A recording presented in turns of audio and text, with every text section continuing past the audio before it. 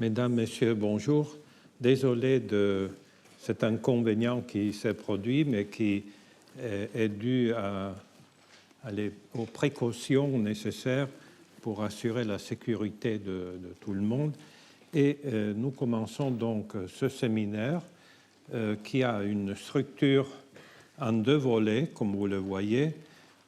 Premièrement, on va élargir et étoffer le cours du mercredi en prenant le grand axe de la tradition des royaumes, comme on disait autrefois, minéral, végétal, animal, humain. Royaume, pourquoi? Parce que il s'agit, dans l'esprit des cultures classiques, d'une organisation qui ne dépend pas de l'homme. C'est des structures autonomes, chacune desquelles a ses lois, avec lesquelles l'homme doit négocier, créer des coopérations, des liaisons. C'est pourquoi ce terme n'est pas neutre, est très important. Et comme nous le verrons ce matin, de l'époque classique au Moyen-Âge à la Renaissance, ce système a duré et a produit, nous le verrons aussi par des images, des effets importants dans les arts. Il fallait absolument prendre en charge cet élément. La deuxième partie du séminaire sera consacrée à un auteur, à un poète européen, Giuseppe Ungaretti, européen et plus que cela, parce qu'il est né à Alexandrie, en Égypte.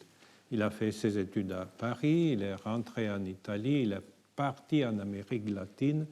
Donc, en réalité, c'est un poète de 3 continents et je propose quelques séminaires, puisque cette année, c'est le centenaire de son premier volume de poésie, Allegria di naufragi, et qui a eu une recension immédiate et très favorable d'Apollinaire, puisque Ungaretti était lié au groupe des avant-gardes parisiennes, lié d'amitié tout d'abord. Il y a encore une plaque ici, tout près, à la rue de Carme, où il habitait. Et c'est ce groupe d'amis auquel il dédie un certain nombre de poèmes, Blaise Cendrars, André Breton, Soupeau, Apollinaire, etc. Donc, je crois qu'il est bon de consacrer une partie de ce séminaire à cet auteur. Il y aura évidemment, dans mon esprit, il y avait l'idée de parcourir ces 3 royaumes. Et ce matin, on parlera de la valeur allégorique et symbolique des pierres, et puis il y aura les bestiaires du Moyen-Âge, la semaine prochaine, avec un auteur que vous connaissez, Francesco Zambon, qui vient de publier le recueil complet des bestiaires du Moyen-Âge bilingue. Donc, dans les langues d'origine, ancien français, ancien italien, latin, provençal, avec une traduction, et c'est en ce moment la personne la plus autorisée à nous en parler. Pour ce qui est du règne végétal, je me suis permis de penser, grâce à votre fidélité, que vous avez encore des souvenirs du cours que j'ai consacré il y a 3 ans au végétal comme modèle de l'homme. Donc, je me suis dit inutile de répéter une partie de ce parcours. En revanche, j'ai un peu plus étoffé la partie, si vous voulez, des formes animales en arrivant jusqu'à la musique. Donc, à la mi-février, vous avez là une communication de Ricciarda Belgioioso, Zoomorphismes musicaux, avec interprétation.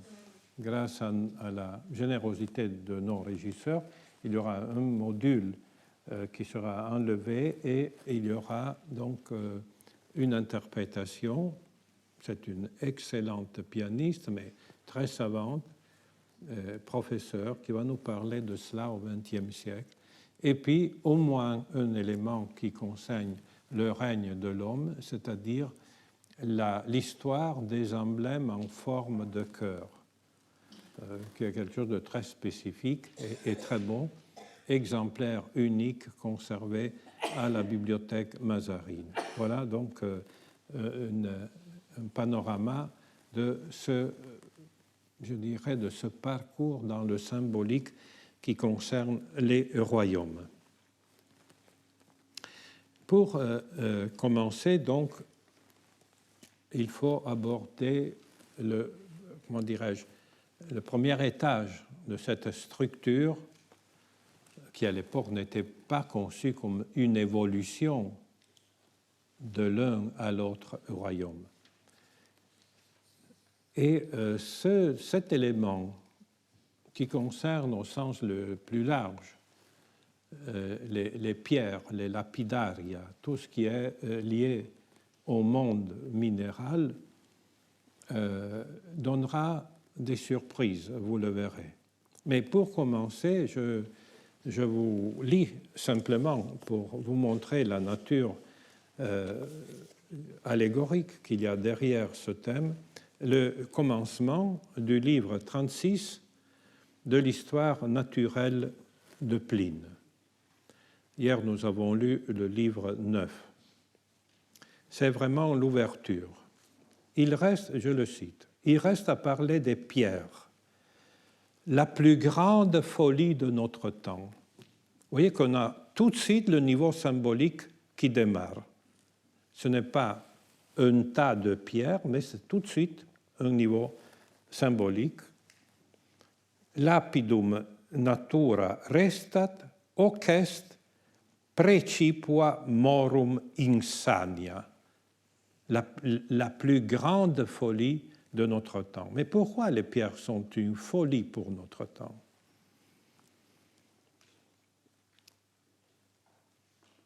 Tout ce dont nous avons traité jusqu'à présent, jusqu'au présent livre, peut paraître créé pour l'homme. Toutes les parties qui précèdent de la nature semblent, comme nous le pensons aujourd'hui, en nous croyant être les maîtres du monde, être créées pour l'homme. Mais, Pline, les montagnes, la nature les avait faites pour elle-même, afin de protéger par une sorte de construction les entrailles de la terre, afin de dompter la violence des fleuves, de briser les flots de la mer et de contenir par ce qu'elle avait de plus dur les éléments les plus turbulents. Donc les pierres, les montagnes, les rochers sont une stratégie de la nature pour sauvegarder l'équilibre de la planète, ne sont pas au service de l'homme. C'est une remarque fondamentale dans le texte de Pline qui va nous accompagner pour tout ce séminaire. Et nous en coupons ces masses, nous les transportons sans autre intérêt que celui de nos plaisirs. Ces masses que jadis c'était une merveille d'avoir franchies. Nos aïeux regardaient presque comme un prodige le passage des Alpes par Hannibal. Maintenant, ces monts sont taillés pour nous livrer 1000 espèces de marbre. On ouvre les promontoires à la mer. On travaille à niveler le globe. Nous enlevons les barrières destinées à séparer les nations. Nous construisons des vaisseaux pour transporter des marbres à travers les flots, le plus terrible élément de la nature. Nous faisons voyager les cimes des montagnes. Fureur plus pardonnable cependant que d'aller chercher jusque dans la région des nuages des vases pour réfléchir les boissons et d'aller creuser des roches voisines du ciel pour boire dans la glace, etc. C'est toute une ouverture contre, je dirais, l'homme qui prétend dominer ce que la nature avait créé, non pas pour le plaisir, ni au service de l'homme, mais pour l'équilibre même de l'univers. La pierre se présente donc, et c'est le seul des royaumes dans la tradition classique, comme le lieu de l'autonomie de l'autonomie éternelle qui ne dépend pas des désirs et des plaisirs de l'homme. Mais en même temps, cette déclaration qui est fondamentale ne cesse de devoir se comparer à l'utilisation qui en fait l'homme fait de ces pierres. Et chacune de ces pierres précieuses a une valeur symbolique, un rapport à l'homme qui a traversé les temps. Et vous verrez ce matin même les surprises que ça donne dans des grands textes littéraires. Mais comme la liste est infinie, je ne prends que quelques exemples qui vont suivre d'un auteur à l'autre jusqu'à la Renaissance.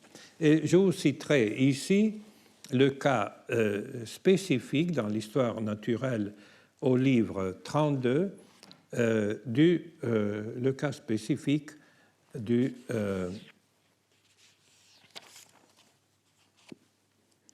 corail. C'est donc le chapitre 11 du livre 32.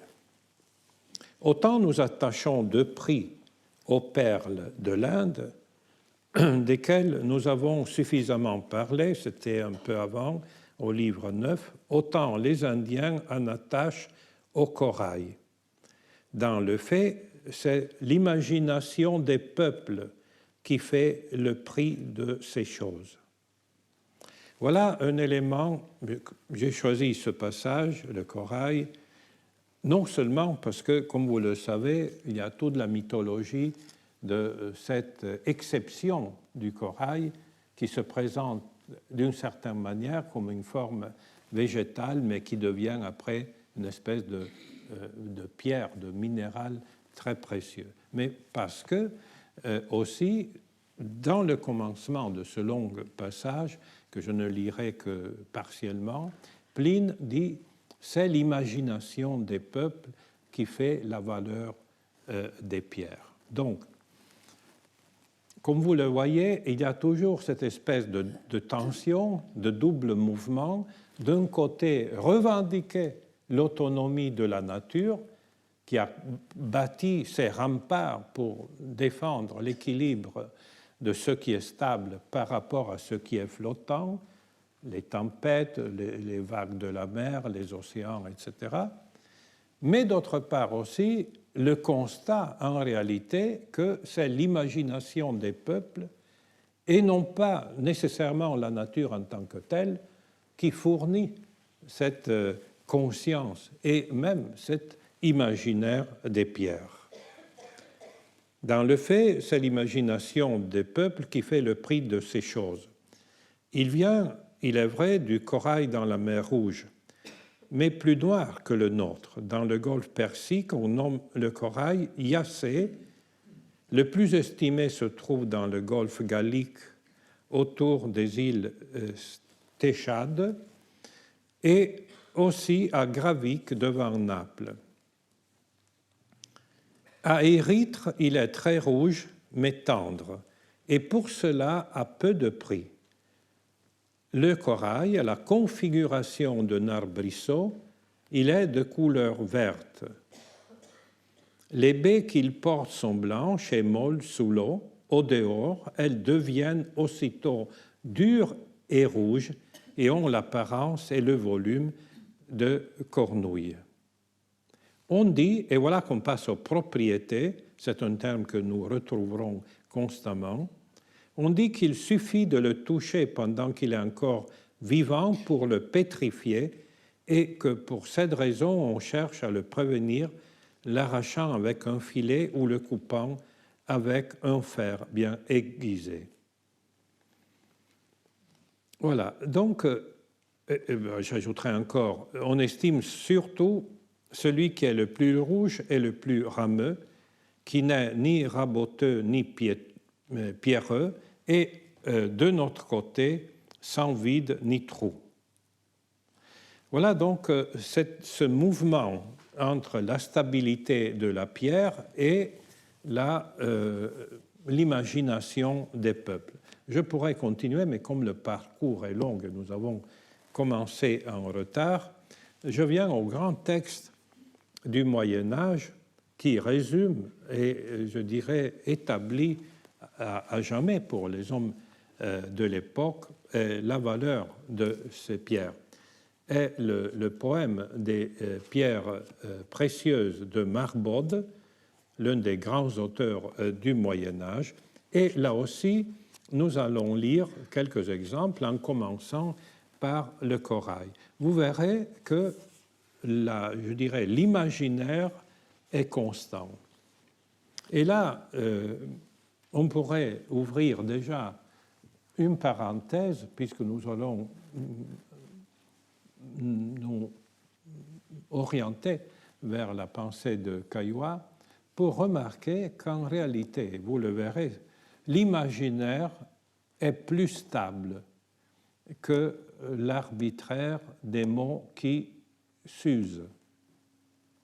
Le commerce des langues modifie sensiblement la sémantique des mots, alors que l'imaginaire, globalement, reste plutôt stable. Lisons donc le corail. Le corail est une plante souple tant qu'elle se trouve dans la mer. Une fois arrachée par les filets ou coupée au tranchant du fer, vous voyez que là, je pourrais vous porter le texte latin, est la citation littérale de Pline, pas un mot n'est changé. Au contact de l'air, elle se durcit et se pétrifie. Alors que sa couleur était verte, il devient bientôt pourpre. Il ressemble à un rameau de petit arbuste. Il est rare qu'on en trouve qui soit plus long qu'un demi-pied. Et puis voilà l'élément supplémentaire. On en fabrique des talismans utiles pour beaucoup. Il est en tout cas démontré qu'il est salutaire pour ceux qui le portent. Sa puissance, comme le dit Zoroastre, est admirable. Et, comme l'écrit Métrodore, excellent auteur, il écarte, c'est-à-dire le corail, la foudre, les burrasques et les tempêtes loin du navire, de la maison ou du champ où on le porte. Il chasse les ombres démoniaques et les monstres de Thessalie. Il donne des commencements faciles et des dénouements favorables. Alors, une petite remarque, ce qui est maintenant un ornement était autrefois un talisman. On a sécularisé tout, on a donné un prix simplement économique à des objets qui étaient comme des protections supplémentaires pour l'homme.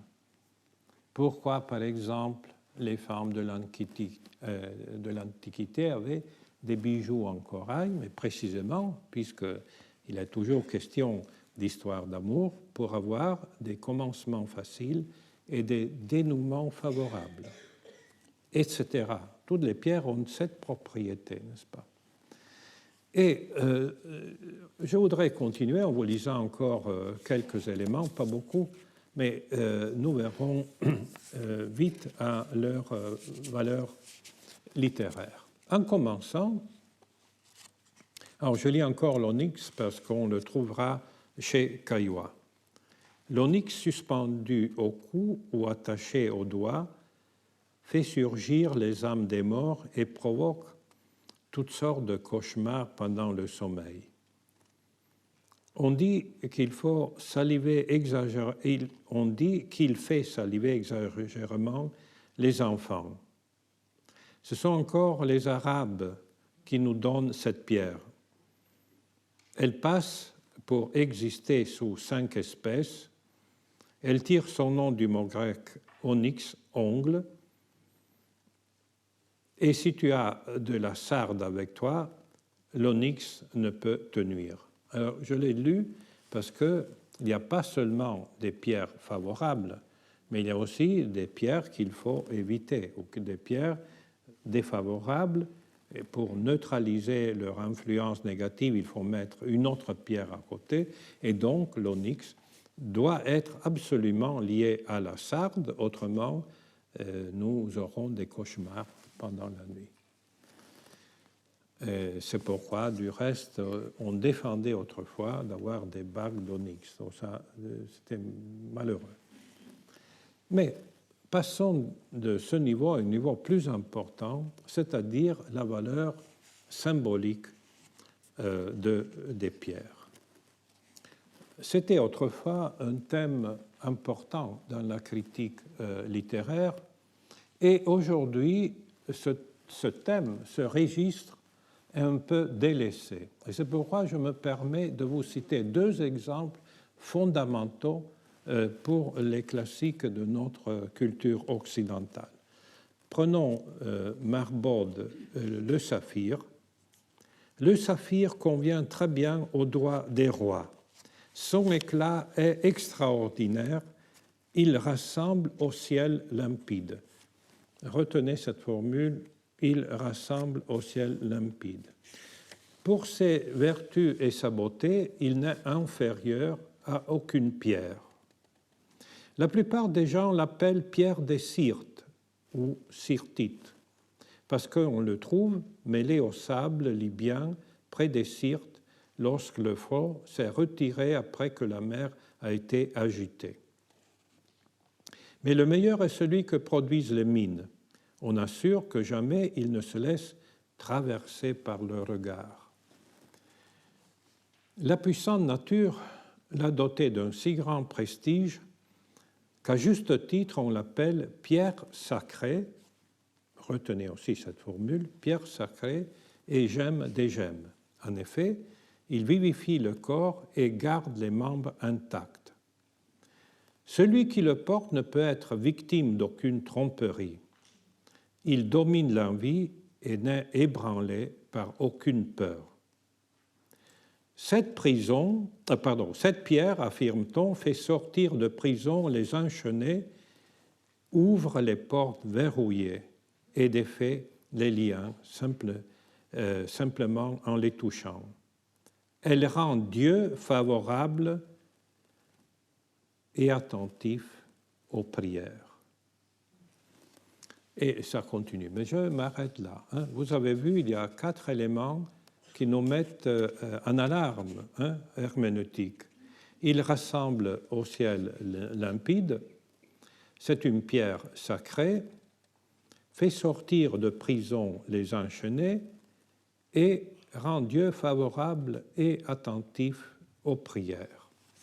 Eh bien, quand nous avons le commencement du purgatoire, quand Dante sort de la prison de l'enfer, quand il s'ouvre à la nouveauté d'un ciel enfin limpide, Dante nous dit que la couleur du ciel était une couleur saphir. Je vous lis le texte en italien et puis en français. Percorrer miglior acque alza le vele ormai la navicella del mio ingegno, chant premier, che lascia dietro a sé marsi crudele, e canterò di quel secondo regno dove l'umano spirito si purga e di salire al ciel diventa degno. Ma qui la morta poesia resurga, o sante muse, poiché vostro sono. Dolce color di oriental zaffiro che s'accogliea nel sereno aspetto del mezzo, puro infino al primo giro, agli occhi miei ricominciò diletto, tosto qui uscì fuor dell'acqua morta. Pour courir meilleur haut, elle hisse les voiles à présent la nacelle de mon génie qui laisse derrière soi mer si cruelle. C'est la traduction de Jacqueline Risset. Et je chanterai le second royaume où l'esprit humain se purifie et devient plus digne de monter au ciel. Mais qu'ici, la morte poésie ressurgisse aux saintes muses, puisque je suis à vous. Et puis, douce couleur de saphir oriental qui s'accueillait dans le serein aspect de l'air, pur jusqu'au premier tour, recommença délice à mes égards dès que je sortis de l'air mort qui m'avait assombri le visage et le cœur. Borges a dit que ce vers, célèbre bien sûr, douce couleur de saphir oriental, est le vers le plus beau de l'humanité. Et il a raison d'une certaine manière. Mais il faut ajouter la valeur symbolique plus profonde. Pourquoi Dante a-t-il choisi le saphir? Borges a fait une remarque très digne en disant « c'est un vers qui devient l'explication de soi-même ». C'est-à-dire l'aube du purgatoire est décrite avec l'Orient, d'où l'aube surgit. Donc l'aube se présente elle-même. Mais pourquoi le saphir? Bien sûr, c'est une couleur de la transparence, etc. Mais il faut ajouter ce que je n'ai pour l'instant pas vu dans les commentaires de Dante, il faut ajouter la qualité de cette pierre. Dante était extrêmement attentif. Je pourrais vous porter aussi les autres pierres, surtout au paradis. Il parlait d'une pierre qui faisait sortir les enchaînés là, des chaînes du péché, de la damnation éternelle, et qui permet d'avoir enfin la grâce d'être exaucé par Dieu. Rien n'est neutre. Donc, je crois que là, c'est déjà un premier signe, mais très important, de cette tradition lapidaire dans notre culture. Nous avons trop oublié les pierres, toutes les pierres et notamment les pierres précieuses. Donc, il faut refaire un exercice. Je vous montre aussi un autre cas qui a la même valeur, mais un registre plus ironique, c'est l'héliotrope. Marbode toujours. L'héliotrope est une pierre qui tire son nom de ce qu'elle est en réalité. Là aussi, la valeur symbolique est toujours liée strictement aux qualités profondes, aux propriétés des pierres, à leur réalité. Présentée dans un vase d'eau, aux rayons du soleil, et rendre le soleil sanglant en changeant sa lumière. Elle oblige une nouvelle éclipse à se répandre sur la terre. Au bout de peu de temps, tu verras le vase bouillonner et au dehors se répandre sur sa partie externe. La buée d'un tourbillon subit comme cela se produit quand l'air agité fait tomber l'eau des nuages. Une espèce de grande, je dirais, et de sanglante couleur des couchers de soleil. Elle appelle les pluies du ciel et arrête le beau temps. À celui qui la porte, elle donne le pouvoir d'annoncer beaucoup de choses et de connaître un certain nombre d'événements futurs. Donc, c'est une pierre prophétique. Elle orne les louanges d'une bonne renommée, ceux à qui on la donne. Elle les garde sains et saufs, prolongeant le temps de leur vie. Et celui qui porte cette pierre ne peut être trompé, tant est grand le nombre des qualités données à cette pierre par un présent divin. Et elle peut encore, dit-on, avoir ici-bas une plus grande puissance. En effet, si on lui adjoint de l'herbe du même nom, c'est-à-dire l'héliotrope, on a déjà vu le corail, hein, il y a des éléments qui sont doubles. L'héliotrope herbe, l'héliotrope pierre. Ben, si on ajoute l'herbe du même nom à l'aide d'une formule magique, consacrée par une puissante parole, elle soustrait celui qui la porte au regard des hommes. Elle soustrait celui qui la porte au regard des hommes. Eh bien, nous avons là la justification parfaite de l'une des plus célèbres nouvelles du Décaméron.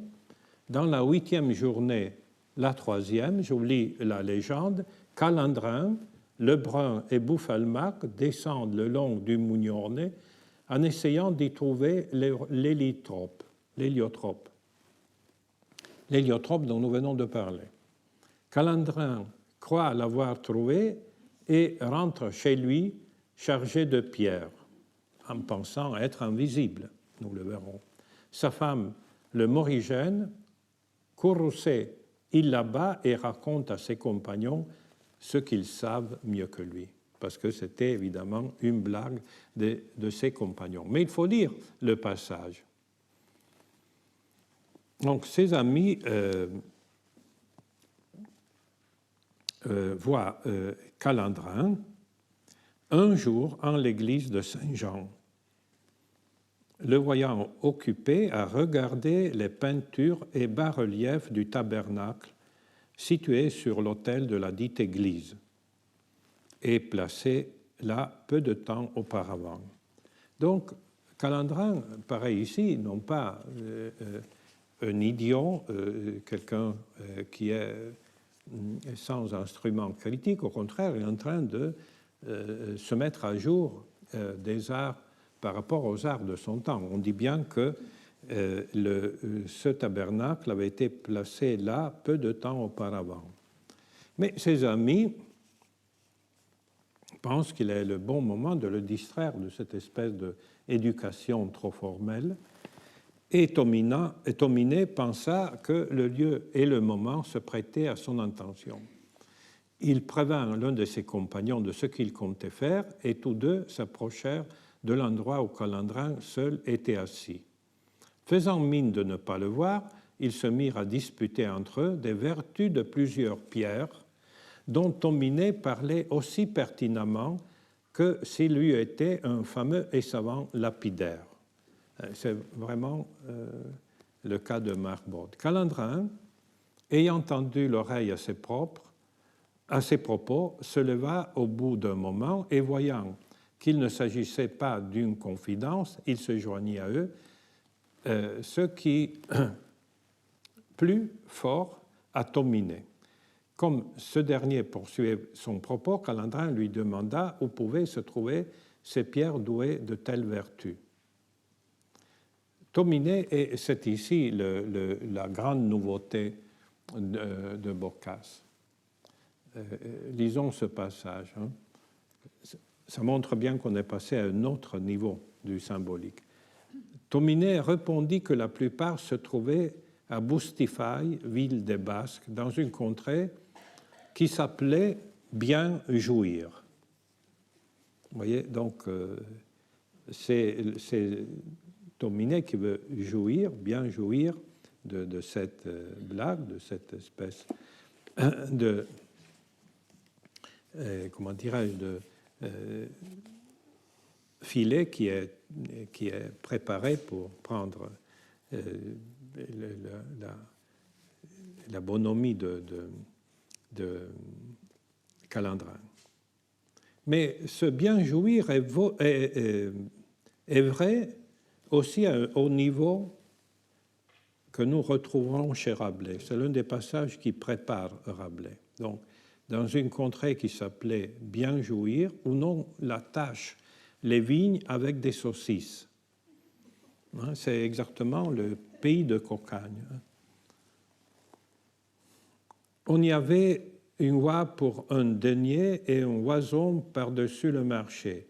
Et on y voyait toute une montagne de fromage parmesan râpé sur laquelle demeuraient des gens qui passait le temps à faire des macaronis et des raviolis qu'il cuisait dans du bouillon de chapon, donc le meilleur bouillon du monde, et qu'ensuite, de là-haut, il jetait en bas, et plus on en prenait, plus on en avait.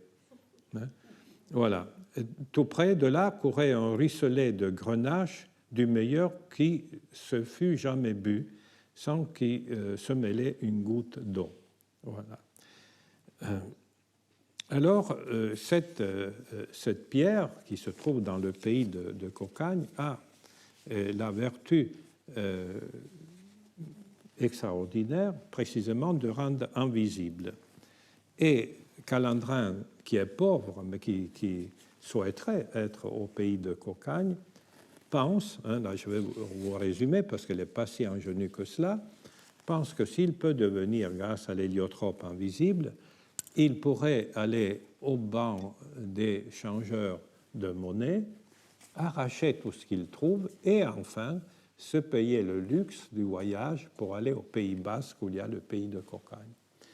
Et c'est pourquoi, dans ce récit inoubliable, les amis lui disent « mais écoute, c'est facile, on te dit un secret.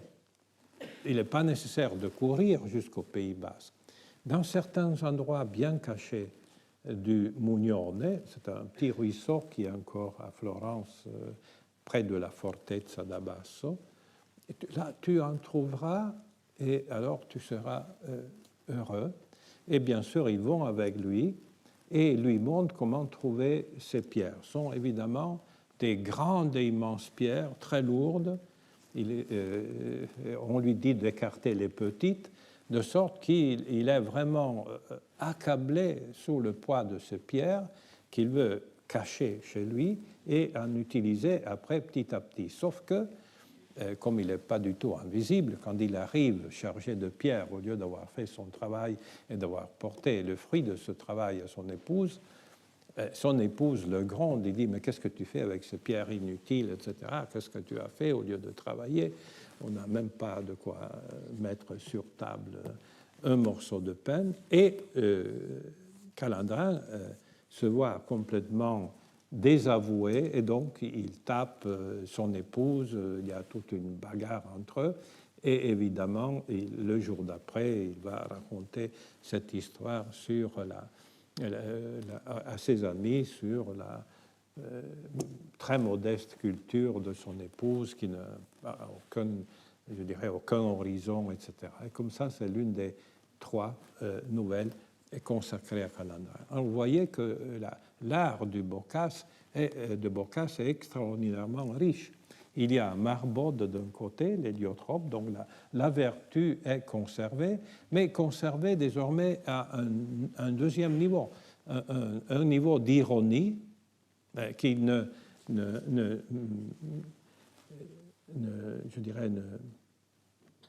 juge pas de la valeur de la lettre. La lettre est prise au sérieux, l'héliotrope rend invisible, mais ce niveau est renversé par la ruse de ses compagnons et lié surtout à un lieu à son tour invisible, le pays de Cocagne, le lieu utopique qui devient invisible, qui est invisible et qui n'existe que pour notre imaginaire.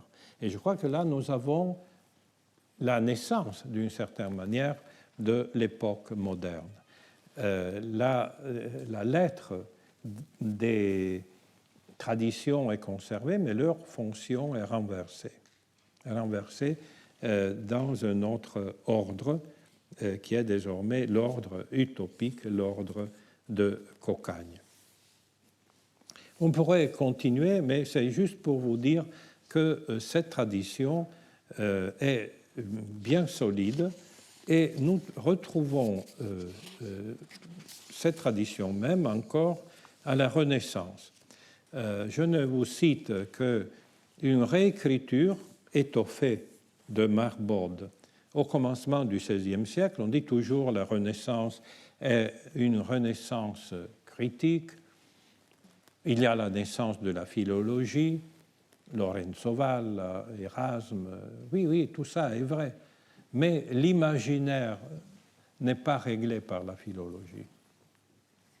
L'imaginaire est autre chose qui va dans un courant plus profond que la nature des textes. Et par exemple, tout au commencement du XVIe siècle, vous trouvez ce livre qui a eu des dizaines d'éditions, le Speculum Lapidum, c'est-à-dire le miroir des pierres de Camillo Leonardi, qui fut publié à la fin du XVe et puis republié en 1502 et puis encore plusieurs fois à la suite.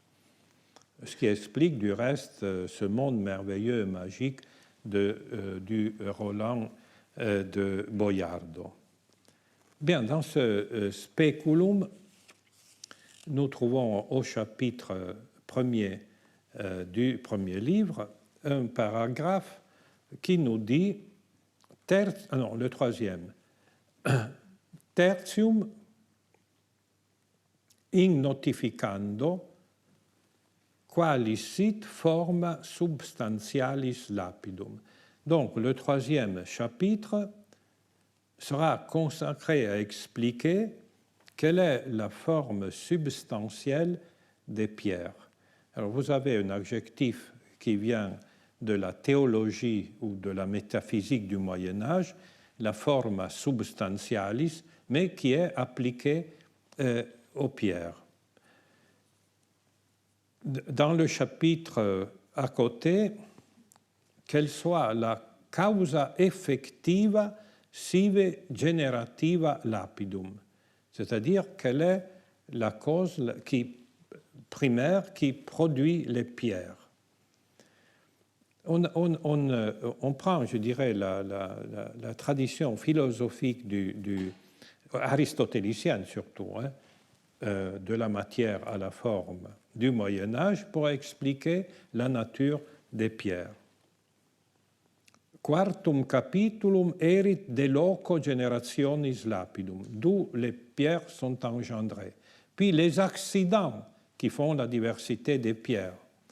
Et puis l'autre de la transparence et de l'opacité des pierres et de leur couleur, etc. C'est vraiment, comme vous le voyez, quelque chose qui est construit en suivant, disons, avec la terminologie aristotélicienne, mais qui continue la tradition de Marbode. Je rappelle toujours à ce propos une belle remarque de Bronislaw Bajko au commencement de l'un de ses livres sur les Lumières, en disant on a l'habitude de penser que les Lumières, c'est l'encyclopédie. Mais quand vous voyez les tirages dans les différents pays de l'encyclopédie, c'est une portion minime, encore au XVIIIe siècle, par rapport au calendrier, aux guides, aux grandes fêtes et marchés, aux foires, où on pouvait en effet échanger les chevaux, les ânes, le bétail, etc. Les répertoires des saints et les prières qui y sont associées, etc. Les remèdes médicaux faits avec les herbes, tout ça, écrit Bajko, est à peu près le 80% de la production libraire au XVIIIe siècle. À plus forte raison, il faut penser à cette continuité au XVe et au XVIe siècle. Il n'y a pas une espèce, toujours quelque chose qu'il faut assumer, un peu critiquer. Il y a toujours l'idée que l'Antiquité classique, avec son répertoire mythologique, avec son répertoire allégorique, se termine avec le Moyen-Âge, et puis qu'avec la philologie, on va vers la constitution réelle des textes. Alors qu'en réalité, comme nous le voyons, je vous porte maintenant un autre exemple français, cette continuité n'a jamais cessé. L'imaginaire, disons-le avec quelques formules des psychanalystes, l'imaginaire ou de Bachelard, l'imaginaire est indomptable. L'imaginaire n'est pas saisissable avec la philologie. Et dans ce cas, nous avons par exemple un autre texte très célèbre qui a eu plusieurs éditions. C'est un espagnol qui fut traduit en italien et en français presque tout de suite.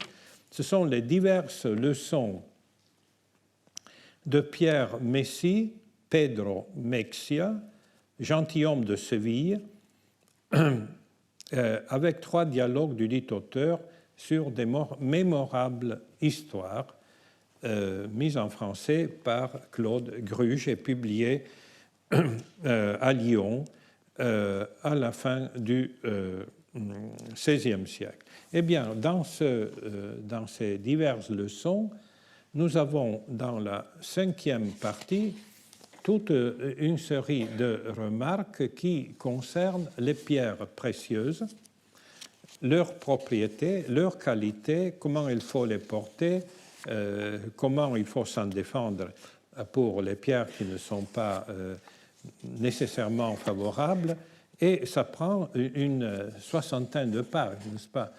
Alors, encore une fois, nous retrouvons exactement les mêmes termes que nous avons chez le Speculum Lapidum, et avant encore chez Marbode, et avant encore chez Pline. Au chapitre 2 de cette 5e partie, le titre est le suivant: Des vertus et propriétés des pierres précieuses,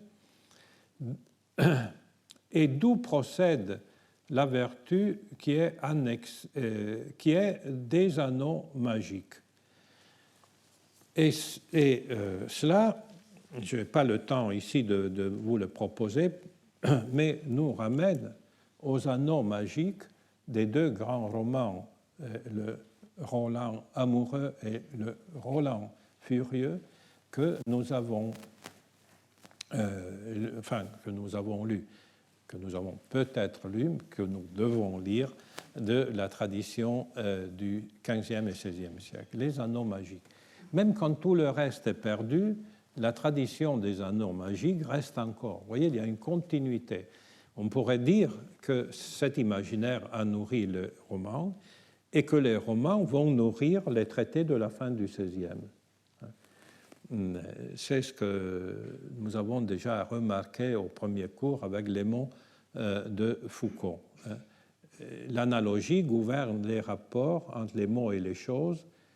Les choses nourrissent les mots et les mots nourrissent les choses. Et là, on a un exemple parfait.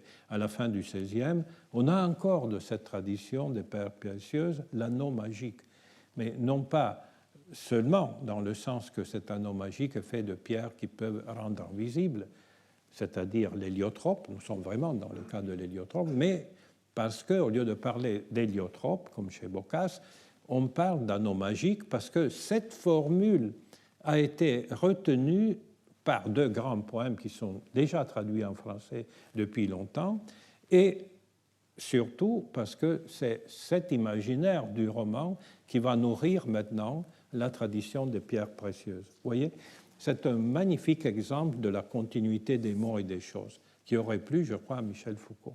C'est la confirmation de sa théorie. Au lieu de dire héliotrope, la pierre qui rend visible, on dit l'anneau magique qui rend invisible.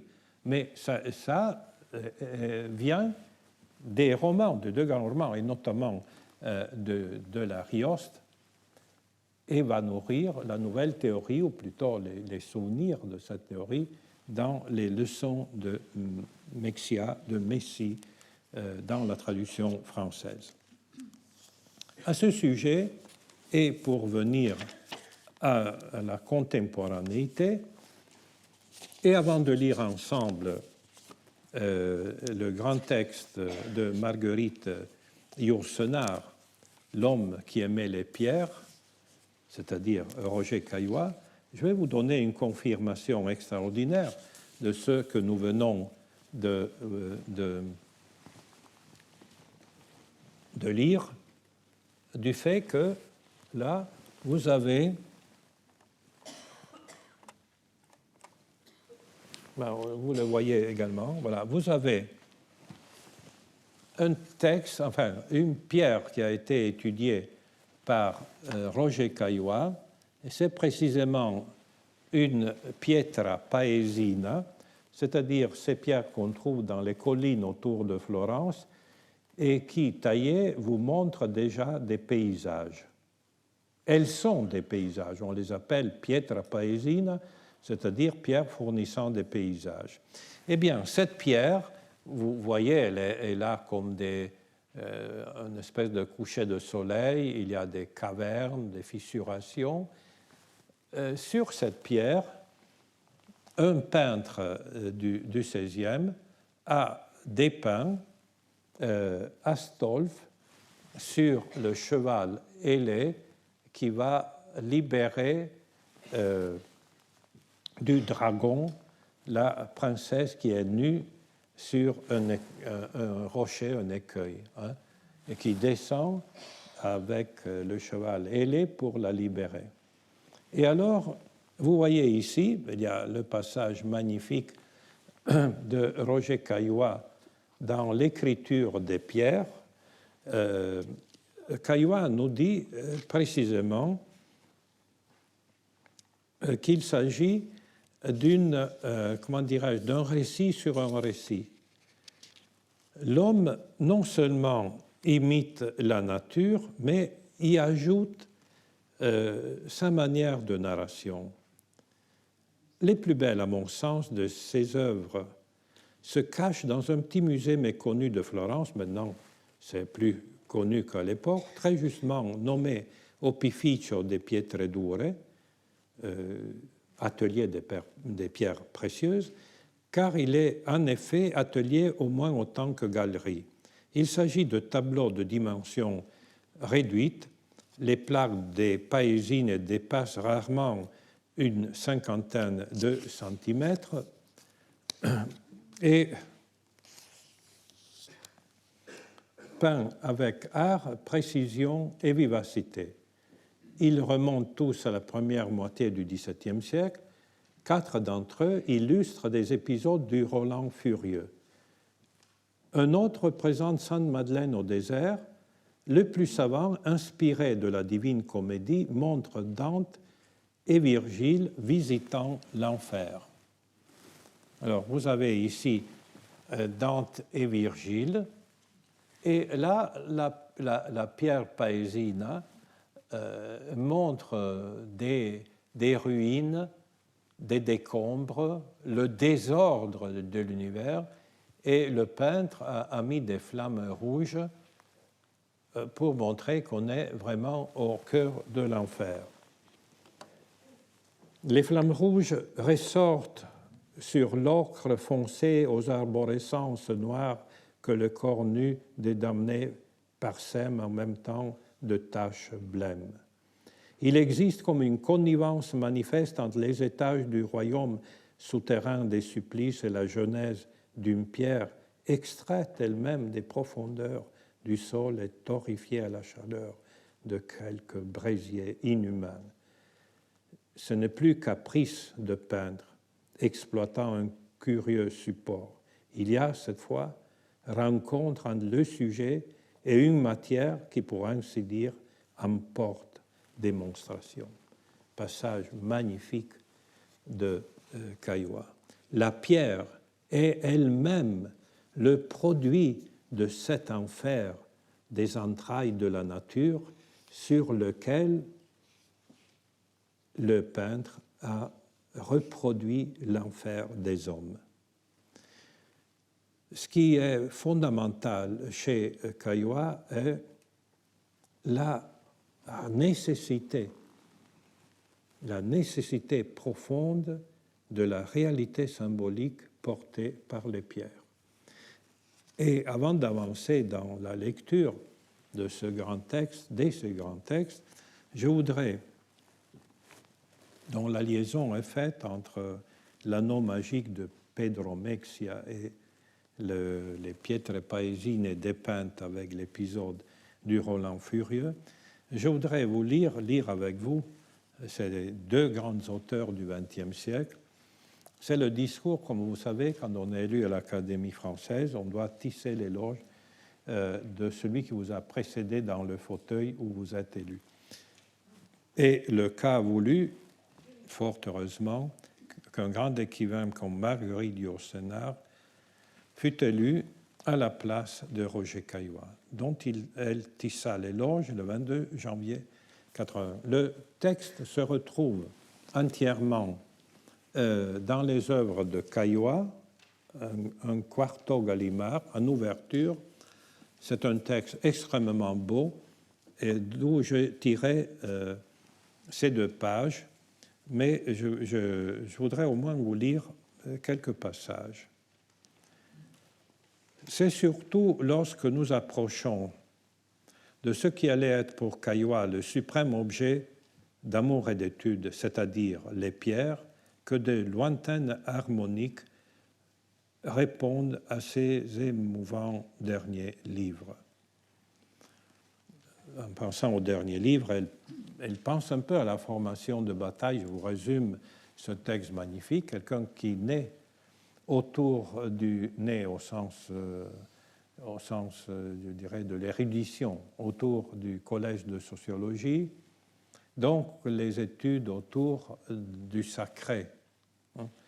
L'homme et le sacré, la thèse sur les démons de midi, la participation au collège de sociologie, mais après, petit à petit, Caillois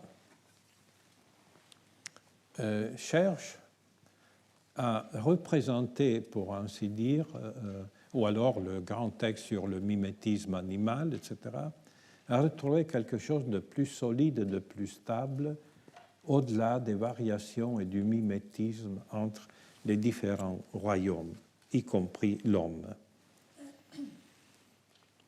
Le symbolisme alchimique a, chose curieuse, comparé la pierre au corps humain, qui, si instable qu'il soit, comme l'est d'ailleurs, vu à travers des durées infiniment plus longues, la pierre elle-même, constitue néanmoins un fixe comparé aux éléments psychiques plus fluides et plus instables encore. Il n'est donc pas étonnant que l'alchimiste ait choisi de préférence alors, qui n'est qu'une matière transmuée, la pierre philosophale pour symbole même de la transmutation. Mais écoutons d'autres grandes voix. Songeons d'abord et peut-être surtout à l'admonition du Jésus des évangiles apocryphes. Romps le bois, je suis dans l'aubier. Soulève la pierre et je suis là. Pensons, plus explicite encore, à l'un des plus grands mystiques de la chrétienté médiévale, Maître Eckhart. Puis citation d'Eckhart, « La pierre est Dieu, mais elle ne sait pas qu'elle l'est, et c'est le fait de ne pas le savoir qui la détermine en tant que pierre. » Phrase vertigineuse.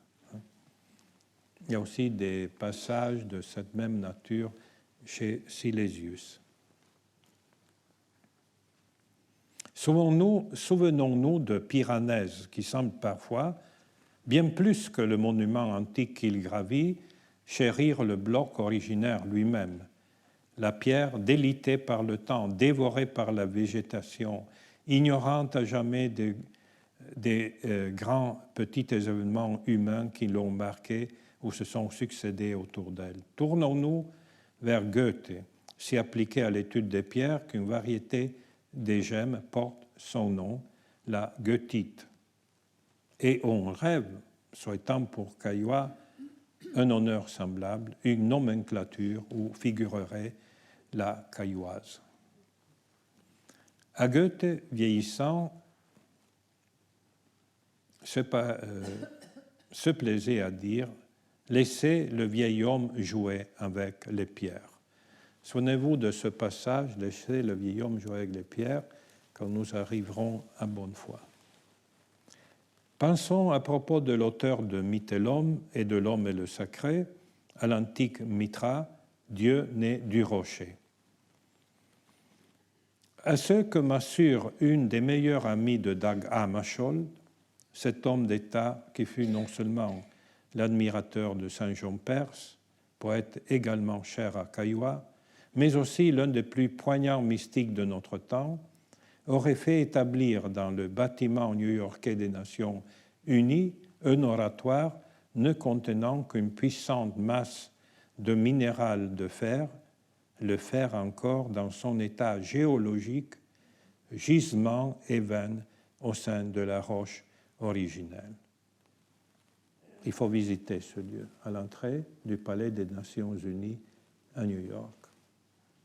J'ai donné il y a quelques années un cours, je crois le titre était En pure perte, et nous avons un peu parcouru les textes mystiques, si vous voulez, du journal de Dag Hammarskjöld, quelqu'un qui était formé à la plus grande tradition occidentale, de l'imitation du Christ à Jean de la Croix, à T.S. Eliot, etc., qui fut secrétaire général de l'ONU, prix Nobel posthume de la paix parce qu'il fut tué, il faut dire ça, au Katanga. Enfin, son hélicoptère explosa et jamais on n'a su les raisons.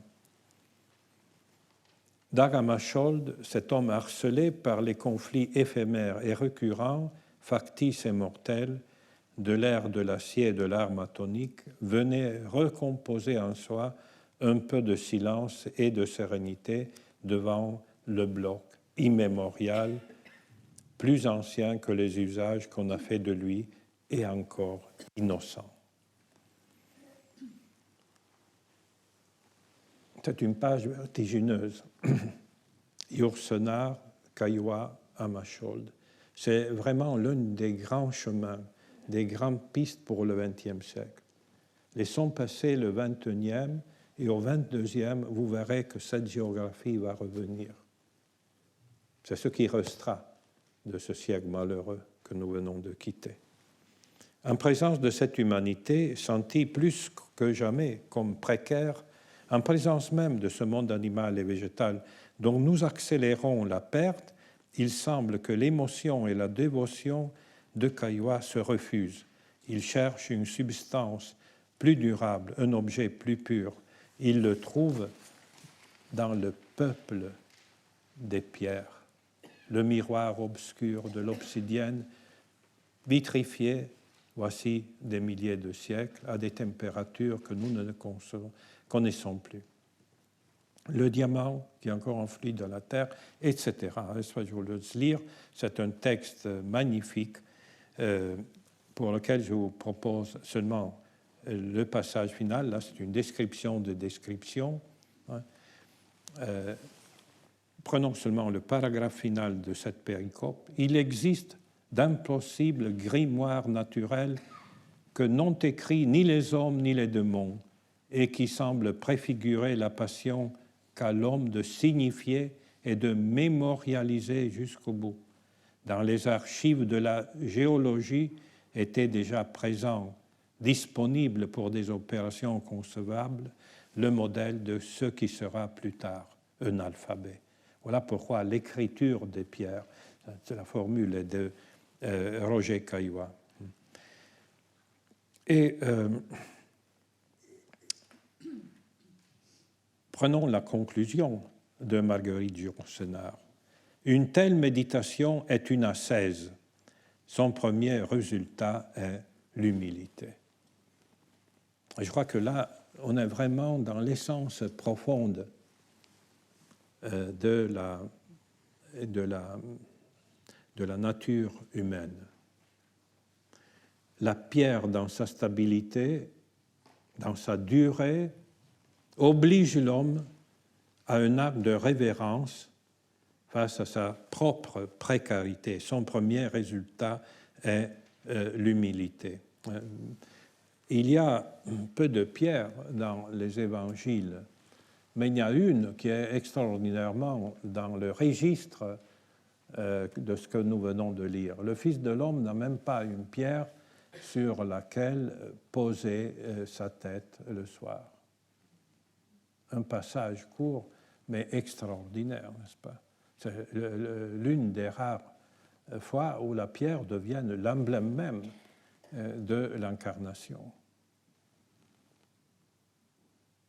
Alors, la trace que Caillois nous donne va devenir absolument essentielle pour comprendre ce XXe siècle.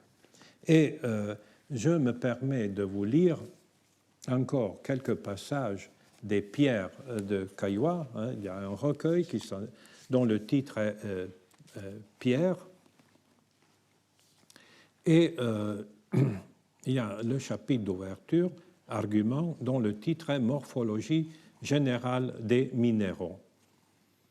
Peintres et sculpteurs puisent souvent dans la nature plus que la matière première et le modèle de leurs œuvres. Il leur arrive même d'annexer à celle-ci des éléments que la nature leur propose ou de constituer avec ou sans retouche leur butin en ouvrages originaux qu'ils n'ont ensuite qu'à reconnaître au sens fort et juridique du terme. C'est peut-être le dernier penseur qui reconnaît que dans le monde il y a déjà tout. Non ha l'artista un sol concetto che un marmo non circoscriva. C'est Michel-Ange.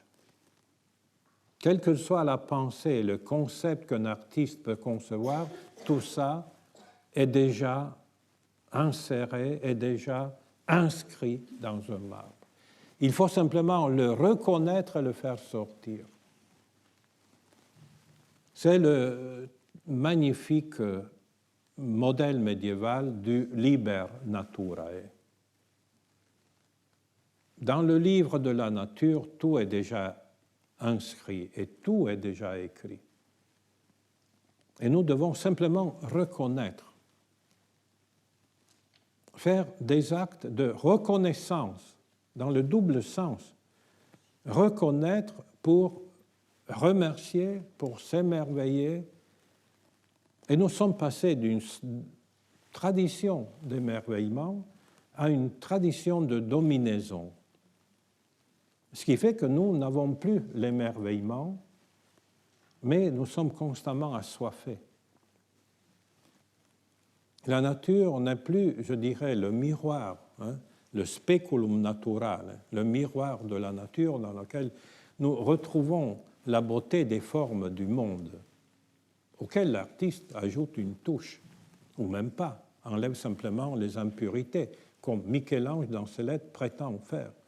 Je dois aller moi-même dans les monts de Carrare pour choisir un marbre pur qui puisse obéir, etc., aux règles que je me suis données. Et il se fâche quand le marbre se casse parce qu'il y a des veines impures. Alors, il faut lire la correspondance de Michel-Ange. C'est une merveille. Mais qui obéit à cette idée? On ne peut pas faire n'importe quoi avec la nature, n'est-ce pas? Alors ici, Caillois nous donne des passages fondamentaux. Au hasard d'une promenade, il ramasse épaves séduisantes et débris inattendus. Il s'agit de trouvailles fortuites, d'aubaines. En revanche, il ne paraît pas qu'ils entreprennent volontiers une prospection, sinon méthodique, du moins dirigée, des grandes réussites de la nature.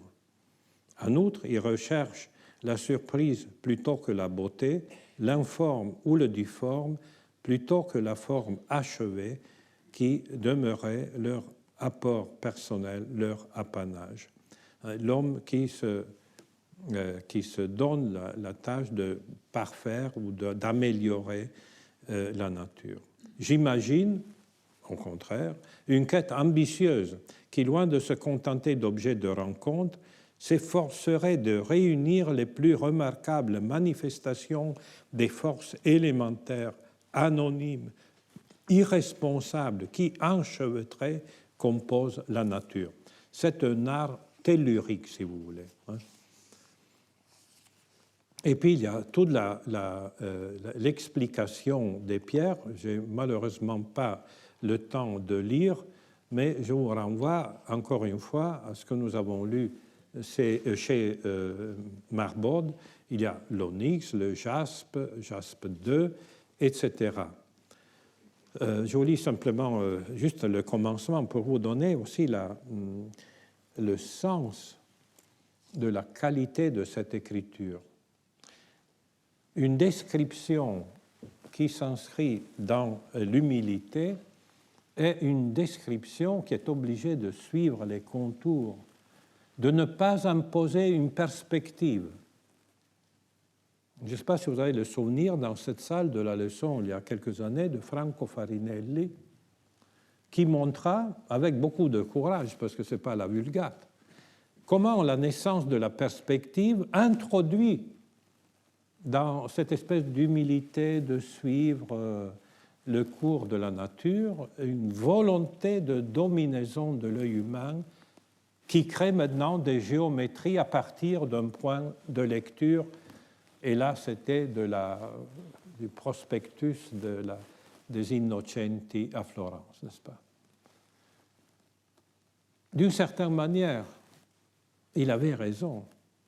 En tout cas, Caillois lui donne raison. C'est non pas imposer la perspective humaine, mais suivre humblement le parcours de la nature. À l'autre extrémité, les pierres merveilles de l'Idaho frappent par leur composition dépouillée. Souvent des ellipses concentriques s'enflent de part et d'autre du même axe vertical. Sur l'air où elles se recouvrent, elles semblent deux lavées comme si d'être superposées les avait fait déteindre. À mesure qu'elles s'étendent, les plus amples forcent leur couleur ocre et deviennent à la fin presque briques. Par lambeaux, elles apparaissent même plus foncées que le brun rouge sur lequel elles se détachent. Elles dénoncent des circuits de planètes ou d'électrons autour d'invisibles foyers, image de la gravitation qui, à chaque niveau de l'univers, enchaîne les corps par l'effet d'une mécanique fondamentale et simple, etc. Vous voyez que quand on choisit de ne pas imposer une perspective, le défi devient encore plus important. Et ces descriptions de Pierre de Roger Caillois sont des merveilles d'art littéraire, mais qui sont, je dirais, engendrées par un choix fondamental, à savoir qu'on ne peut rien de mieux dire que ce que la nature déjà nous offre, dans sa stabilité, n'est-ce pas, de pierre écrite. Je voudrais encore prendre pour vous proposer quelques éléments. L'ouverture dans le livre Case de n'échiquier, de l'essai presque théorique qui a comme titre et qui est consacré au fantastique naturel. Le fantastique naturel, c'est l'opposé de l'excitation de l'imagination par les drogues que l'époque moderne a connue, de l'absinthe de Baudelaire jusqu'à Kerouac, etc. Pas besoin de cela, puisqu'il y a un fantastique naturel qui n'a pas besoin d'être sollicité, mais qui a besoin d'être reconnu. Par opposition au féerique ou au merveilleux qui implique un monde d'enchantement, de métamorphose et de miracles continuels, où tout est à chaque instant possible, le fantastique suppose la reconnaissance d'un univers ordonné où règnent les lois immuables de la physique, de l'astronomie, de la chimie, où les mêmes causes produisent les mêmes effets et d'où, par conséquent, le moindre miracle est exclu. Le fantastique apparaît alors comme la rupture d'un ordre naturel tenu pour imperturbable. Cet ordre naturel, pour ne pas dire la nature elle-même au sens fort du terme, ne peut guère être défini autrement que comme une régularité si fondamentale qu'elle se situe hors de la portée de toute manipulation. Voilà, là, enfin le terme a été dit. Nous vivons dans une société de la manipulation et nous ne savons plus reconnaître les éléments soustraits à la manipulation et donc soustraits aux défauts, aux limites, aux apories de notre manipulation. il y a une métaphysique fondamentale chez Caillois. C'est un homme qui a vraiment et longuement réfléchi sur les possibilités de l'art humain. Par définition, elle est si forte que l'industrie humaine ne saurait l'altérer qu'en lui obéissant. Voilà. La seule manière de pouvoir parfaire, c'est d'obéir. Je vous invite, là le temps passe cruellement, à lire tout cet essai absolument extraordinaire, avec des pages qui sont des grands chefs-d'œuvre auxquels on pourrait comparer quelques pages de Mario Prats, quelques pages de Saint-Jean-Perse, mais pas beaucoup d'autres. Sans doute, les dessins des agates, oiseaux ou poissons, monstres ou calligraphie, évoquent constamment dans certaines ressemblances. Il en va de même pour les flammes et les mousses des jaspes, pour les cités en ruine des pierres à masure, pour les paysages de marbre, c'est-à-dire les paésines. Parfois, les festons parallèles de l'onyx tracent des plans d'enceintes fortifiées aux bastions polygonaux. Mais aucune de ces analogies, pour saisissantes qu'elles paraissent, ne fait mystère. Etc. Je vous invite à lire ces passages. Mais il ne faut pas oublier, pour aller au fond, je dirais, de cette perspective, que Caillois a été celui qui a découvert pour nos pays européens, fait traduit lui-même l'œuvre de Borges. Et alors, comme chez Borges, vous retrouvez chez Caillois les mêmes principes. Un ralentissement du regard qui n'a pas le désir de dominer, mais de se plier, de suivre, d'aller vers un objet qui, regardé maintes fois, devient petit à petit absolu, s'impose sur la scène, domine l'horizon. Il y a donc, si vous voulez, dans la poétique de Roger Caillois, cette rencontre fondamentale avec l'œuvre de Borges. L'Europe a connu Borges grâce, l'Europe non hispanophone, je veux dire, grâce à l'œuvre, aux traductions, à l'impulsion donnée par Roger Caillois. Et nous avons un texte précieux, j'ai eu la chance de pouvoir l'avoir, c'est des 13 poèmes de Borges, traduits par Roger Caillois aux éditions Fata Morgana, avec de gravures très très belles de Pierre Alechinsky. Donc c'est vraiment un petit bijou.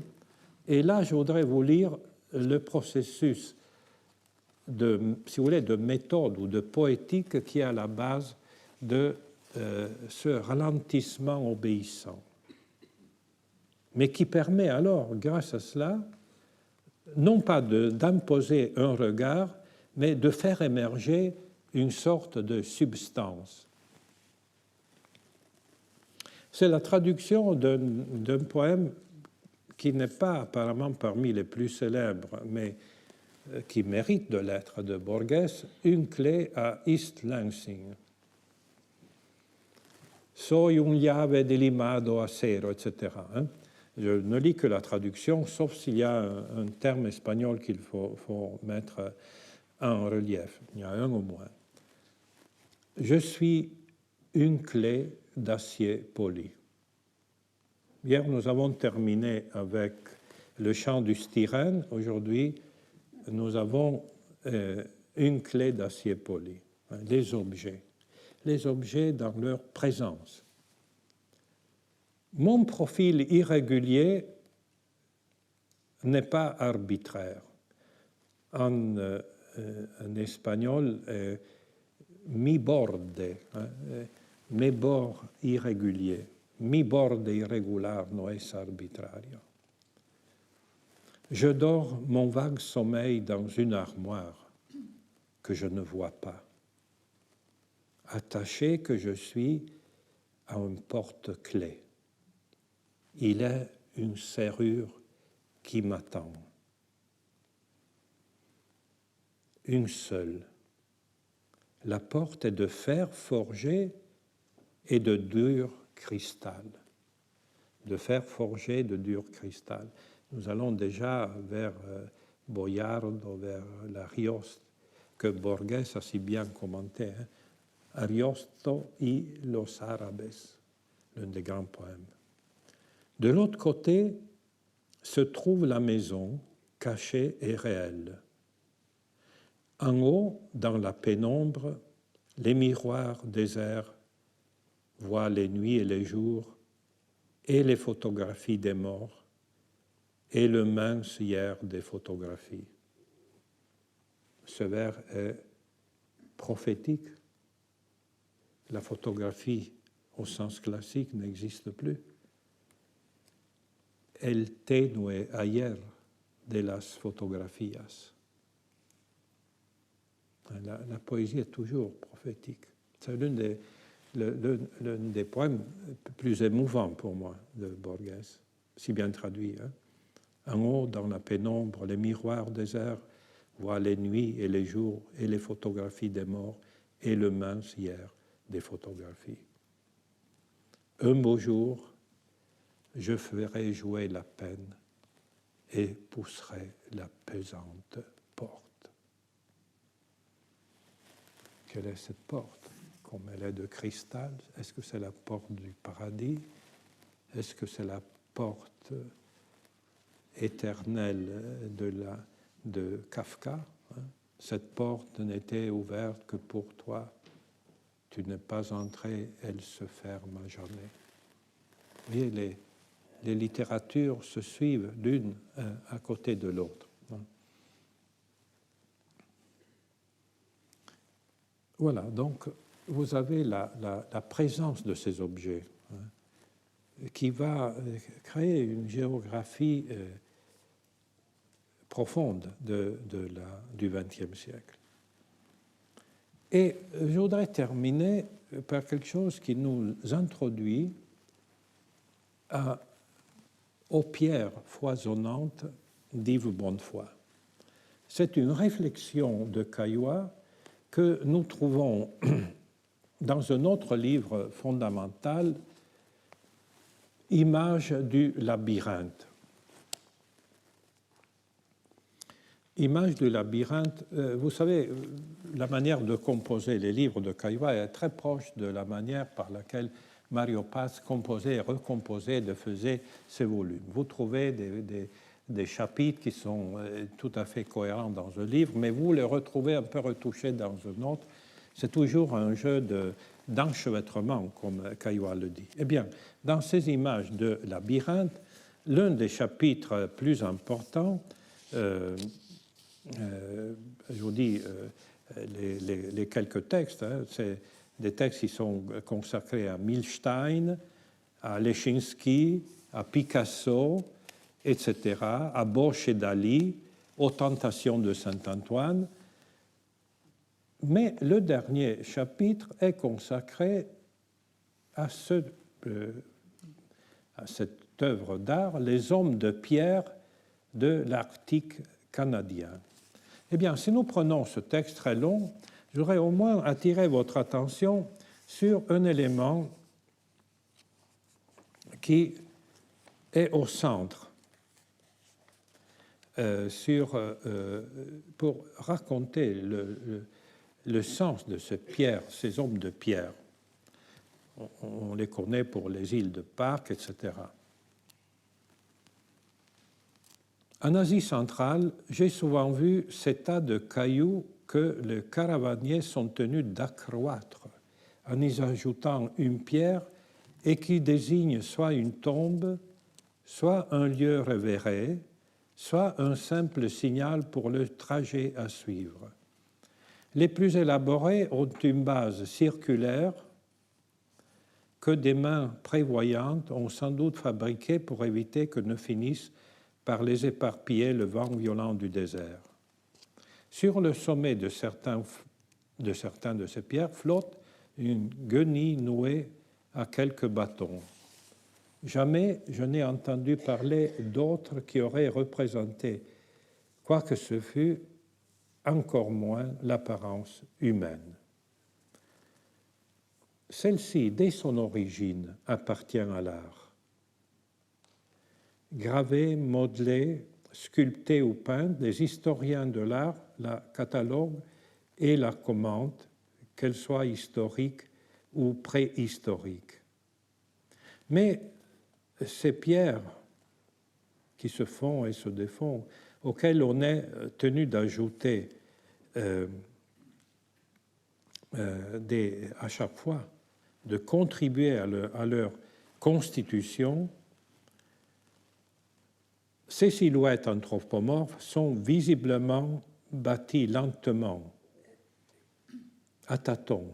Elle échappe ainsi à la sorte de conception d'ensemble et à la fois échappe à l'élan de l'exécution où chacun situe spontanément, sans savoir, toujours s'en rendre compte, le critère de l'œuvre d'art.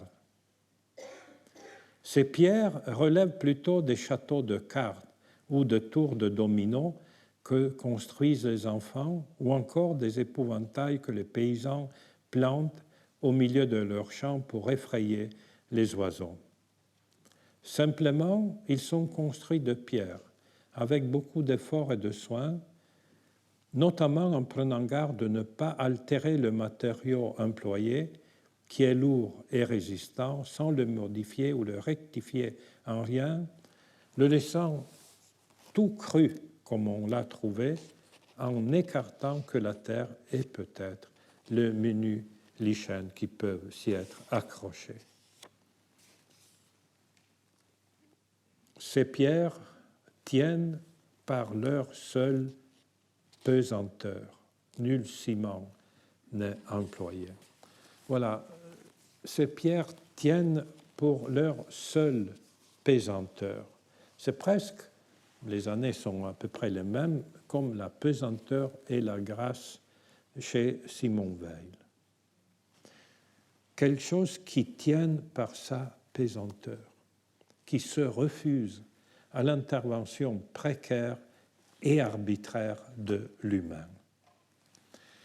Eh bien, si nous partons de là, de ce respect tellurique de la création que les pierres nous imposent, nous allons mieux comprendre, malheureusement je n'ai que 20 minutes, je demande votre indulgence et votre patience, nous allons voir cette poétique des pierres dans l'œuvre de Bonnefoy. Vous verrez, très surprenante. Tout d'abord, il faut constater dans sa correspondance que c'est un souci et un émerveillement réel qui est témoigné par les lettres, notamment l'un de ses grands amis, Boris de Schœlzer, auquel Bonnefoy, à la fin des années 60, raconte ses séjours dans ce petit château délabré, ou plutôt conciergerie d'un ancien monastère, ses séjours dans ce château. Je vous lis la lettre du 17 juillet 1969, dont tout ce volume est publié maintenant aux Belles Lettres. Nous avons retrouvé une à une les choses de l'autre année.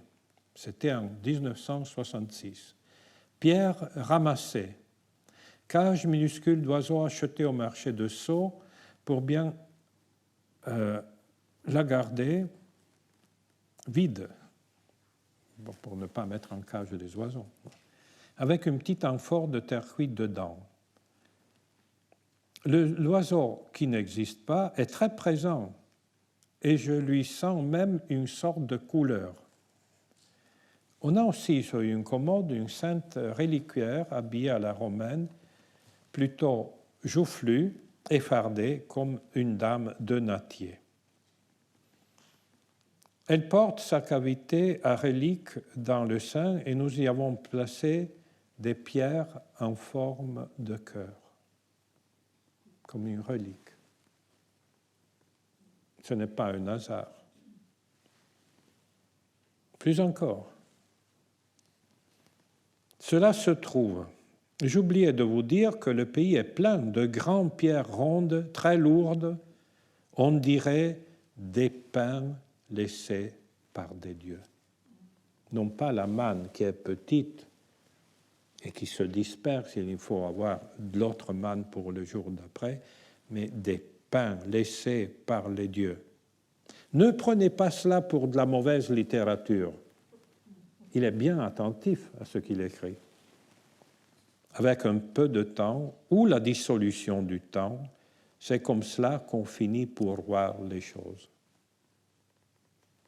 Voir les choses, c'est le reconduire par la dissolution de l'éphémère à la substance minérale première des pierres. C'est un peu le Parnasse par ici. Quelle déclaration de poétique, n'est-ce pas? Quelle merveille, là. C'est vraiment la pierre, la petite, posée dans le reliquaire, et l'autre, la grande, les pains des dieux. Les grandes masses des titans, comme à Palazzo Te à Mantoue. Ces rochers qui tombent sur les géants. C'est quelque chose de tellurique, d'originaire, n'est-ce pas? Mais même au point de vue statistique, si vous voulez, les textes de Bonnefoy sont riches en pierres.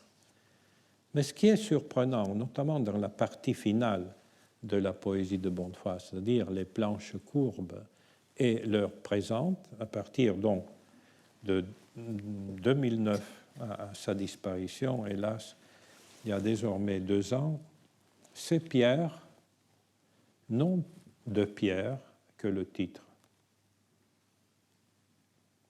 C'est comme l'allusion à quelque chose qui, s'il est fondamental, doit avoir comme titre pierre.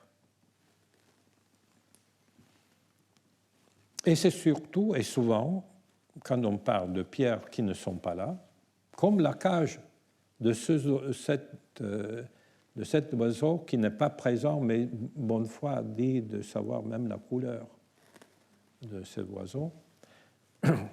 C'est surtout des marques qui portent à l'enfance, qui portent à l'essentiel du vécu. Je vous lis quelques pierres, dont chacune a le titre « Une pierre ». Viens, que je te dise à voix basse un enfant dont je me souviens, immobile comme il resta à distance des autres vies.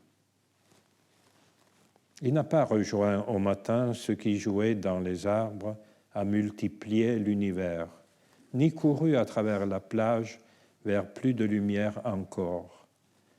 Vois, pourtant, il a continué son chemin au pied de la dune. Des traces de pas en sont preuve entre les chardons et la mer. Et près d'eux, tu peux voir s'emplir de l'eau qui double le ciel, l'empreinte de pas plus large d'une compagne inconnue.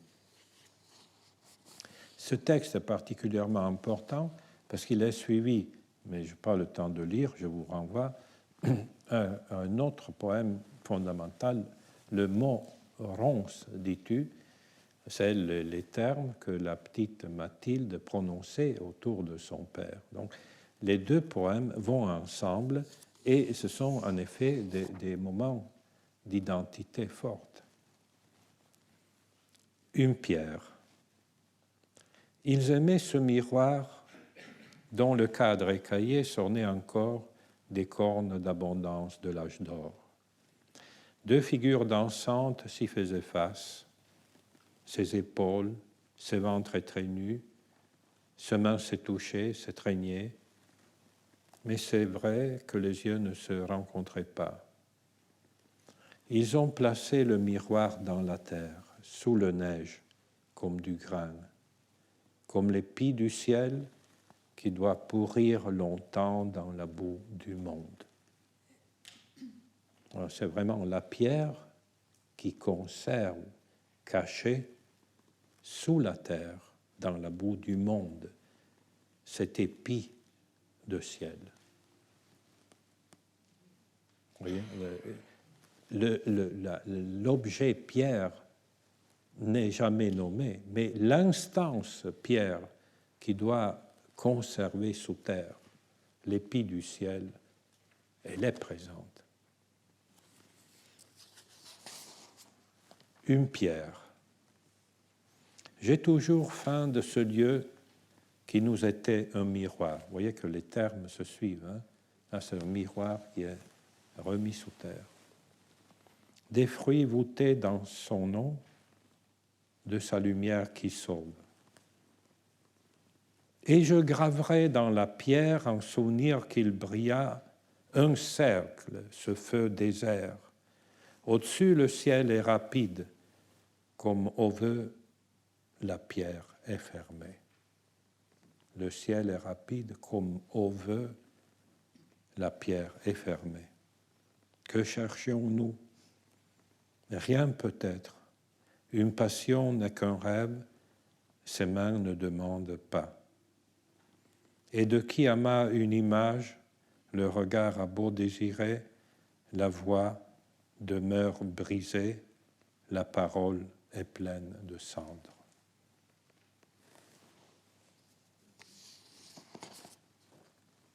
Une pierre. Toujours un terme clé qui passe de l'une à l'autre. Hein.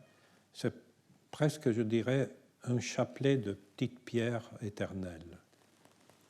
Matin que nous avions, je retirai les cendres, j'allais emplir le broc, je le posai sur le dallage. Avec lui ruisselait dans toute la salle l'odeur impénétrable de la menthe. Ô souvenir, tes arbres sont en fleurs devant le ciel. On peut croire qu'il neige, mais la foudre s'éloigne sur le chemin. Le vent du soir répand son trot de graines. Une pierre. Tout était pauvre, nu, transfigurable. Nos meubles étaient simples comme des pierres. Nous aimions que la fente dans les murs fût cet épi dont essaimaient les mondes. Vous voyez, c'est toujours le même thème. Hein? L'épi mis sous terre, les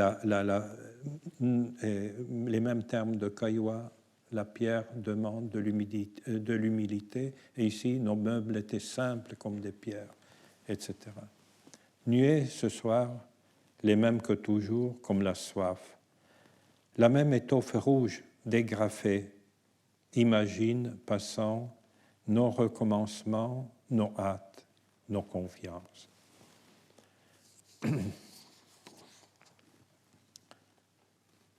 Une pierre. Une hâte mystérieuse nous appelait. Nous sommes entrés. Nous avons ouvert les volets. Nous avons reconnu la table, l'âtre, le lit. L'étoile grandissait à la croisée. Nous entendions la voix qui veut que l'on aime au plus haut de l'été, comme jouent les dauphins dans leur eau sans rive. Dormons, ne nous sachant, saints contre saints, souffle mêlé, main dans la même, sans rêve. Je vous prie de noter dans ce poème qui a le titre Pierre, la présence de ce lit de l'union, hein, de l'union en plein été, comme les dauphins dans leur eau sans rive. Parce que nous arrivons, en effet, à des thèmes où ce lieu d'union, donc d'accomplissement, est lié aussi à un retour à ce qui est le plus essentiel, aux origines, une pierre. Nous nous étions fait don de l'innocence. Elle a brûlé longtemps de rien que nos deux corps. Et nos pas allés nus dans l'herbe sans mémoire, nous étions l'illusion qu'on nomme souvenir. Le feu naissant de soi, pourquoi vouloir en rassembler les cendres désunies? Aujourd'hui, nous avons rendu ce que nous fûmes à la flamme plus vaste du ciel du soir.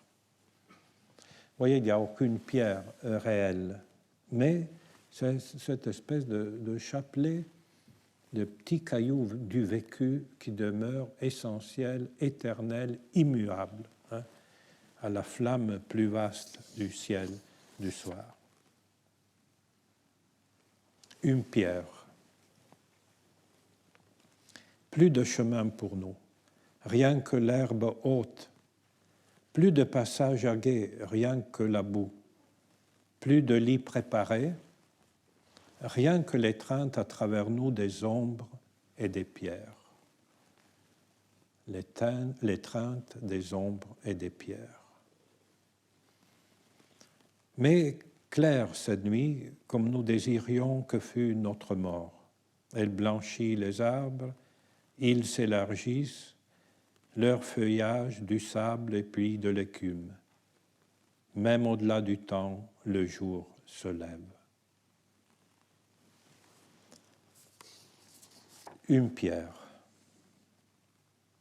Ils ont vécu au temps où les monts furent pauvres. Encore une fois, ce leitmotiv, vous voyez, hein, ce dépouillement jusqu'à la substance nue de la pierre. Ils ont vécu au temps où les monts furent pauvres. Le sens ne vibrait plus dans les rythmes des faits. La fumée foisonnait enveloppant la flamme. Ils craignaient que la joie ne le surprendrait plus. Ils ont dormi. Ce fut par détresse du monde. Passés dans leur sommeil des souvenirs, comme des barques dans la brume qui accroissent leur feu avant de prendre le haut du fleuve. Ils se sont éveillés, mais l'herbe était déjà noire. Les ombres, soit leur pain, et le vent, leur eau. Le silence, l'inconnaissance, leur anneau, une brassée de nuit, tout leur feu sur terre. Une pierre. Les livres, ceux qu'il déchira, la page dévastée, mais la lumière sur la page, l'accroissement de la lumière. Il comprit qu'il redevenait la page blanche. Il sortit. La figure du monde déchiré lui parut d'une beauté autre, plus humaine. La main du ciel cherchait sa main parmi des ombres. La pierre, où vous voyez que son nom s'efface, s'entr'ouvrait, se faisant une parole. Nous pourrions conclure ici. La pierre, où vous voyez que son nom s'efface, s'entr'ouvrait, se faisant une parole. Je crois que là, nous avons vraiment, avec Caillois et Bonnefoy, les exemples les plus purs de cette poétique tellurique que nous avons abandonnée par des apparences précaires. Mais je voudrais arriver vraiment à la fin pour vous dire que si je prononce le terme tellurique, je le prononce d'une manière littérale. Et alors, je vais vous lire de l'autre recueil, c'est-à-dire l'heure présente, un poème magnifique dont le titre est « Le lit Donc, nous l'avons déjà trouvé à plusieurs reprises, ce terme, hein. Le lit, l'union, la perfection, l'accomplissement et les pierres. Elle nomme le lit, qui est plus vaste que le pays qui s'étend devant eux. Ce désordre de flaques, de joncs et de lumière où des ailes remuent. Et lui nomme la pierre, ses masses fissurées, ses grands creux d'ombre. Puis l'un et l'autre nomment la nuit qui vient, un pour la dire obscure, l'autre claire. Que l'on donne deux noms à ce que l'on aime. Écrire à deux le monde aurait quelque sens. Dit Adam rêveur, Ève soucieuse. Ils ont nommé, tant les mots veulent bien, une maison, le safre, une huppe, un ravin, un lit au loin, déjà couvert de pierres. Vous voyez, c'est une allégorie profonde du destin humain, reconduite à l'origine même, à Adam et Ève, qui donnent le nom à la création, une maison, le safre, une huppe, un ravin, mais au loin, un lit déjà couvert de pierres. Et alors, cette restitution à l'origine, à Adam et Ève, nous reconduit au grand mythe fondateur, au commencement même des métamorphoses d'Ovide, par lesquelles je vais terminer, en remontant aux origines telluriques de ce mythe, que nous avons oublié.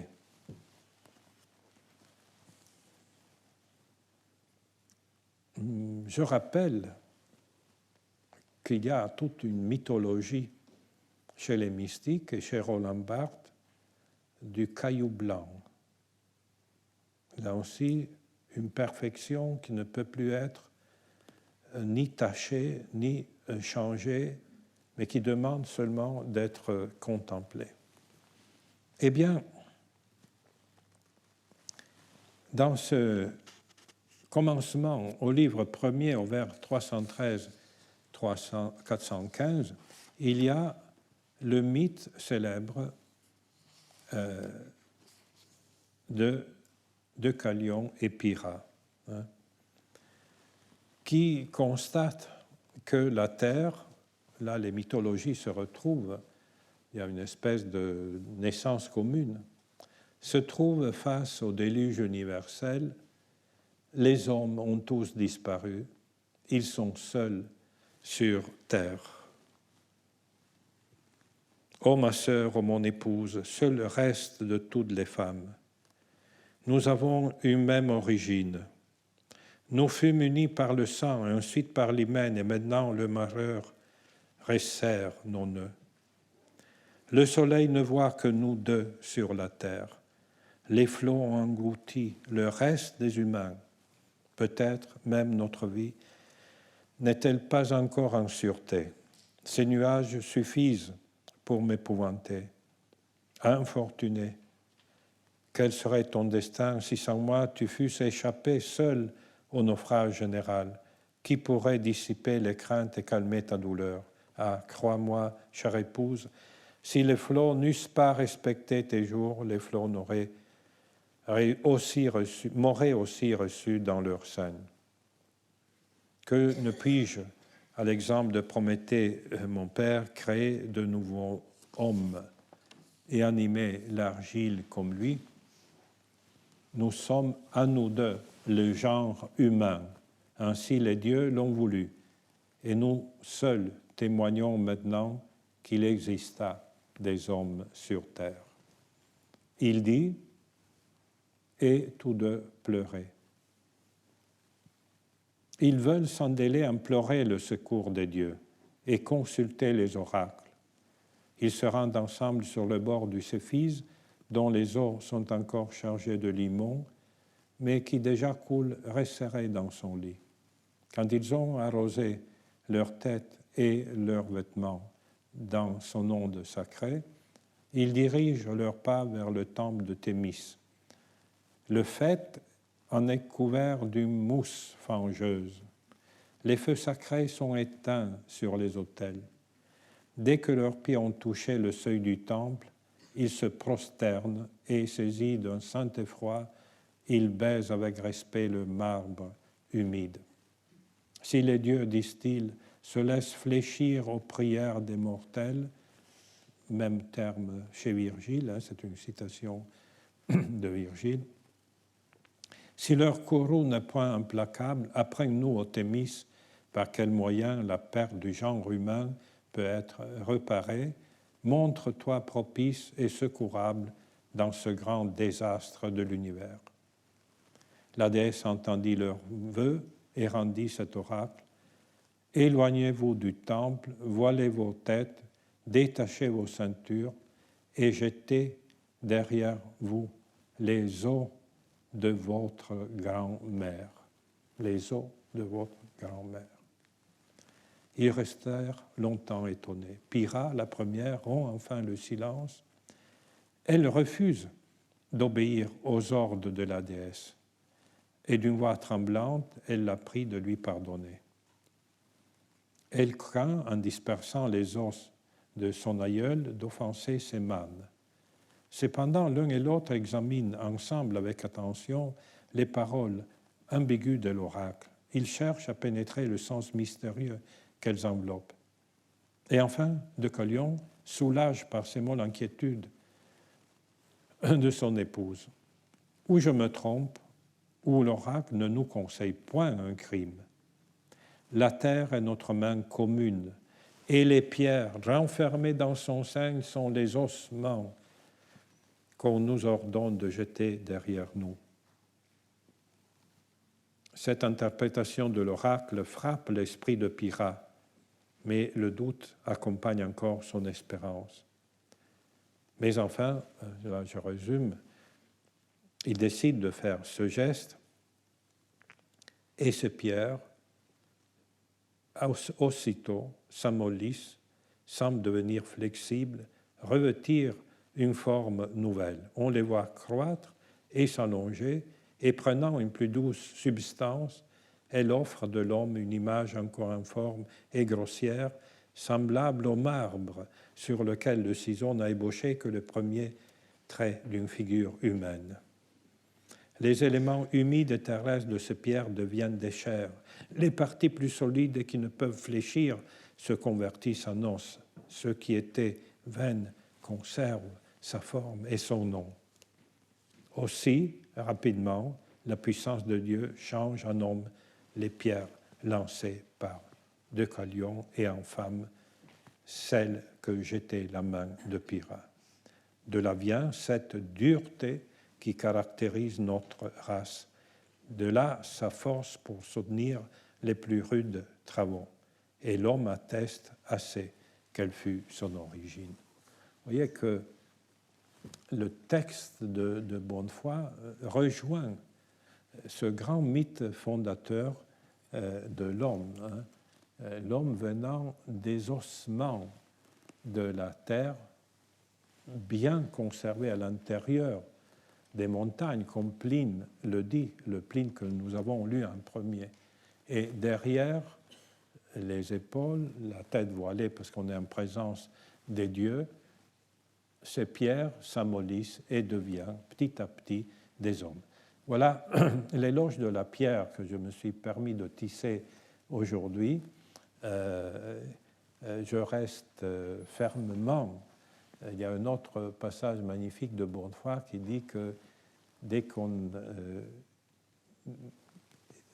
essaye de déplacer une pierre du terrain, on voit surgir un univers de petits lichens, de petits animaux, d'humidité, etc.